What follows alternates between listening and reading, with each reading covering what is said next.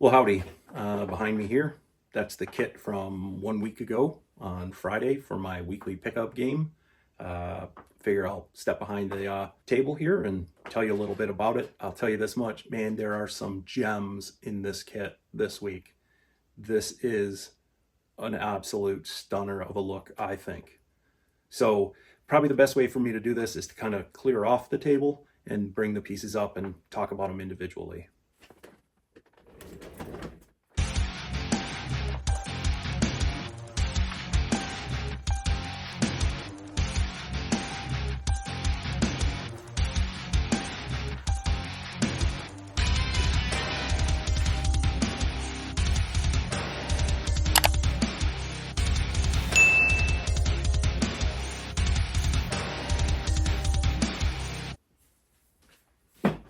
Okay, we're going to start with talking about the pieces that inspired the whole kit.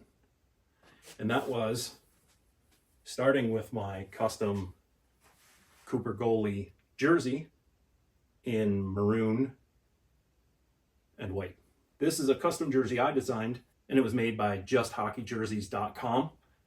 If you've heard of All Black Hockey Sticks, this is a sister company to them, and they do sublimated jerseys based on your own design, or you can pick from stock designs, or you can hire their design service and have your own jerseys made. And I had this made a year ago. I think only worn it once, maybe twice. I know that I debuted it on the outdoor rink last winter, and that is my logo that I had put on there. I went so far as to even design like the stripe locations and thicknesses, like that's all part of my design, the white shoulders, and the number on the back. Like I did the whole design for this. I fill out their form and send my drawings over, and then they send me back a proof and I accept or request changes or whatever, and then it was printed. It's like a 2-week turnaround, 2 to 3 weeks, something like that.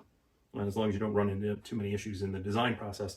I really like this company. I think they're very economical for this kind of a thing. I plan on getting more jerseys done, and I'm going to drop a link to them down below. It's not an affiliate link, it's not a sponsorship, none of that stuff. I just like the company, and I thoroughly love this jersey. So to wear this jersey, I needed the proper pants, and I happen to have Maroon Cooper lower half of the two-piece system. You can see I have it paired up with the black inner part. I say this all the time, this is not a girdle and shell design. This is a two-piece pant system. So the lower section has some padding built in, not like a girdle, less than that. And then the pant has the like leg protection built in.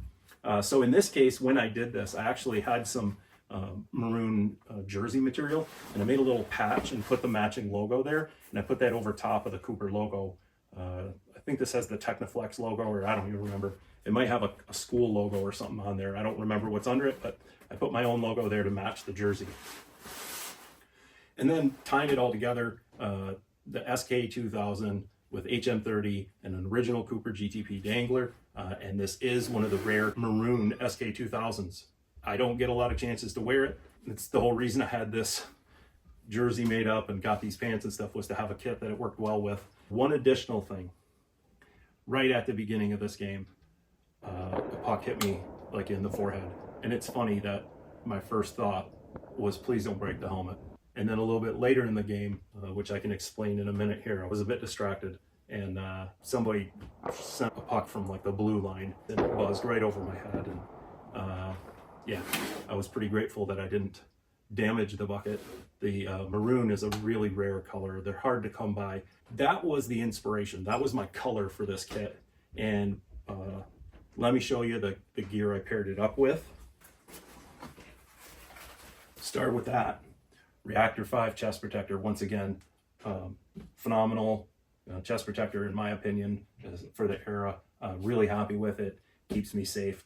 I don't know if I've ever suffered a stinger, like an arm stinger or belly or anything, wearing this chest protector, and I shouldn't have said that out loud.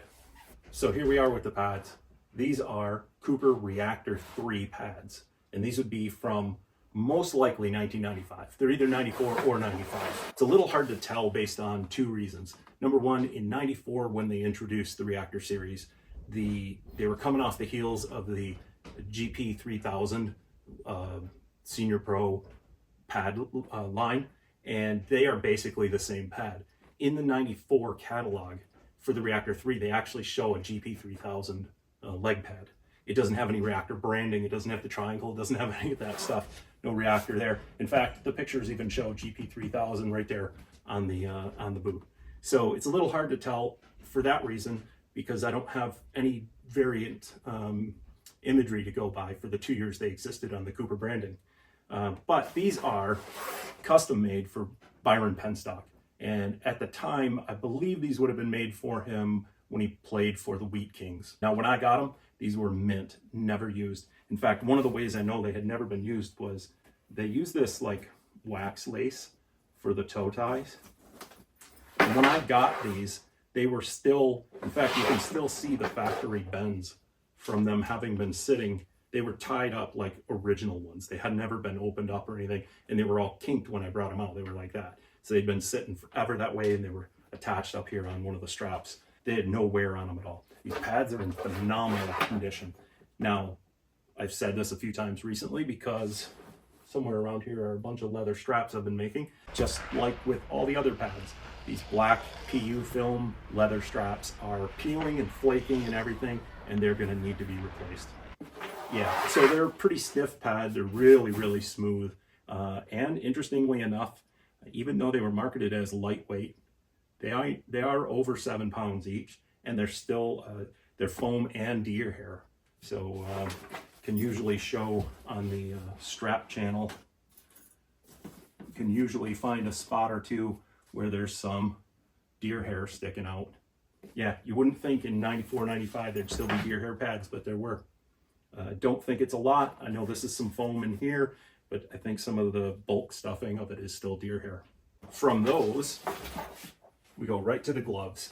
This kind of made for a fun little connection here. So those are Reactor 3 legs. This is a Reactor 4 catch glove that I recently acquired. Someone has relaced it with obviously skate lace, and it's in phenomenal condition.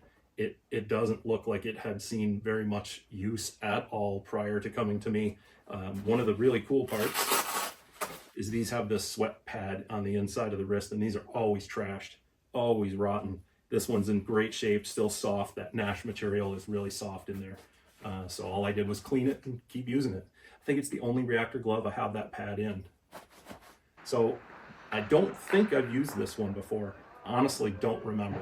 If I have, it was only once. I just don't think I have used it. But I did pair it up with a Reactor 5 blocker. So now I have the 3, the 4, and the 5. Really nice matching setup. I'm really excited that I can put a kit like this together. I don't think I've had this one that long. Don't think I've used this one. If so, once again, probably just once, maybe in the past. But yeah, what that made for such a really nice looking kit all put together. So the last thing to talk about is the stick. And unfortunately, the only stick I have that has any kind of maroon color to it is a Coho Revolution, and I just didn't want to use that. And it only has the faintest amount of maroon color, around the perimeter of the Coho logo, I believe. So I decided to go with black, white, and red. Very minimal amount of red on it. And this is a pro stick for Mike Vernon. This is a Mike Vernon custom pattern, game issued, or at least team issued stick. I doubt it was game issued because it was new old stock when I got it. I got a couple of them. One of the ways you can tell on these sticks is by the added extra vertical Cooper logo and the stamped serial tagging here. I thought it looked good with it, and a little bit of red didn't hurt at all. Yeah, so there you go. That was the kit for this one. I alluded to saying that I was a bit distracted in this game. This was the Friday after Thanksgiving. Couldn't get my kids, my family all together for Thanksgiving, but everybody showed up on that Friday to hang out for the afternoon, evening, and I was already booked for this skate, and I wanted to skate, so it turned out pretty much everybody came to watch the game. Had 8 people or so, or whatever, in the stands, and I knew they were there. They were off to my right. The baby was there again, and so I was slightly distracted. And here's the thing. This is the first time in a couple of months of doing these games again that I picked the how do I say it? The faster team. And for the first time, like, the ice tilted, and the other goalie, Tom, was under fire like 4-1 over me.